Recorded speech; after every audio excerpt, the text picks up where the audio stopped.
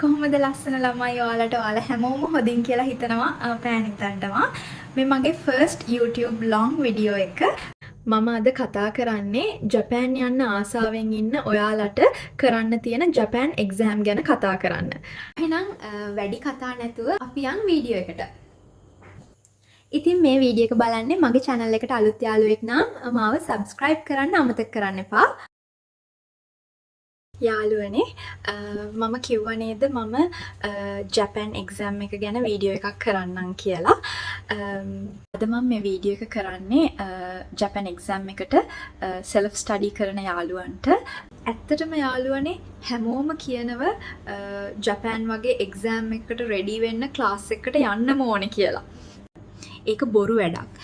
ළමයි සල්ලි ගොඩක් දීලා ක්ලාස් වලට නොයා. මම JFT ජපාන් එක්සෑම් එක පාස් වුණා. මේ හැමදේටම YouTube එකේ රජයෙන්ම කරන DP Education channel එක ඇත්තටම හොඳයි. මම self study කරලා මාස 6කින් මම එක්සෑම් එකක් දැම්මා. JFT එක්සෑම් එක හොඳයි. ඉතින් තමන්ව විශ්වාස කරන කෙනෙක්ට ඕන ලැන්ග්වේජ් එකක් තනියම කරන්න පුළුවන්. ඉස්සරෝම මම JLPT සහ JFT එක්සෑම් දෙක ගැන ඉන්ට්‍රොඩක්ෂන් එකක් කරන්නක්.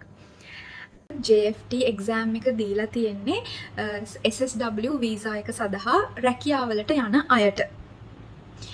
JFT එක්සෑම් එක මාස දෙකෙන් දෙකට ලියන්න පුළුවන්. ඒත් JLPT එක්සෑම් එක අවුරුද්දටම දෙපාරයි තියෙන්නේ. අනික JLPT එක්සෑම් එකේ රිසල්ට් එන්න මාස 3ක් යනවා. රැකියාවකට යනවා නම් level 4 කරන්න වෙනවා. එතම JFT එක්සෑම් එක JLPT එක්සෑම් එක වගේ නෙමේ. රිසල්ට් එක එවෙලෙම බලා ගන්න පුළුවන්.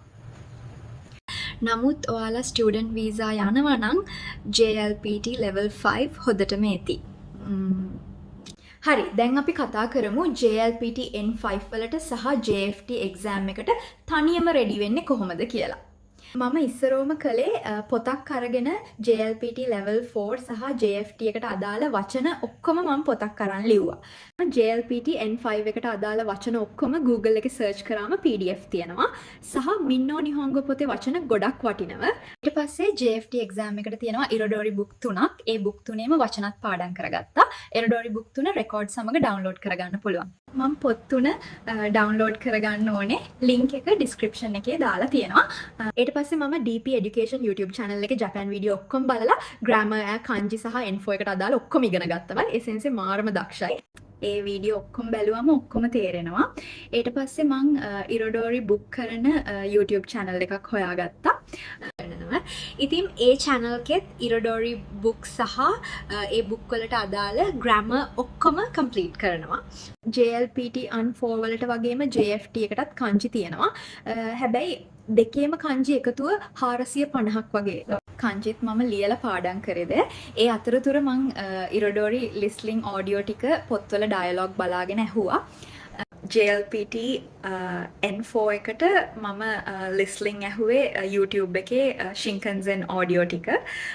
ඒවා අහලා හුරු වුණාම අපිට කටපාඩමින් වුණත් කියන්නන්න මතක හිටිනවා. තව හොදට YouTube එකේ සහ Google එකේ තියෙන papers කරන්න සහ Irodori app එකත් use කරන්න.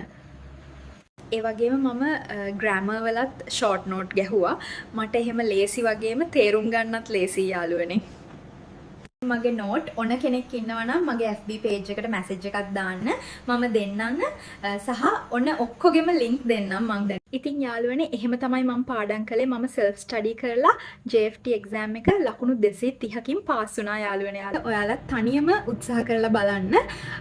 ඔයාලගේ අදහස් පහලින් comment කරන්නත් අමතක කරන්න එපා. ඔයාලට මොකක්ම හරි උදව්වක් ඕනම description එකේ තියෙන මගේ FB page එකට හරි TikTok එකට හරි message එකක් දාන්න. ඉතින් ජපාන් යන්න හීන දකින හැම යාළුවෙක්ගෙම හීන හැබෑ වෙන්න කියලා මම ප්‍රාර්ථනා කරනවා. මම ජපාන් ස්කිල් එක විදිහට කළේ nursing care skill එක. ඉතින් යාළුවනේ ඉස්සරහට ඒකත් මම තනියම කරපු විදිහ වීඩියෝ ගේන්නම්. තව ඉස්සරහා මම වැඩ කරන home nursing එකේ විස්තර සහ ස්කිල් එක ගැන වගේම vlog වීඩියෝත් ගේන්න බලාපොරොත්තු වෙනවා. එහෙනම් මාව subscribe කරන්න, comment කරන්න, like කරන්න අමතක කරන්න එපා. යාළුවනේ පරිස්සමෙන් ඉන්න හැමෝම bye.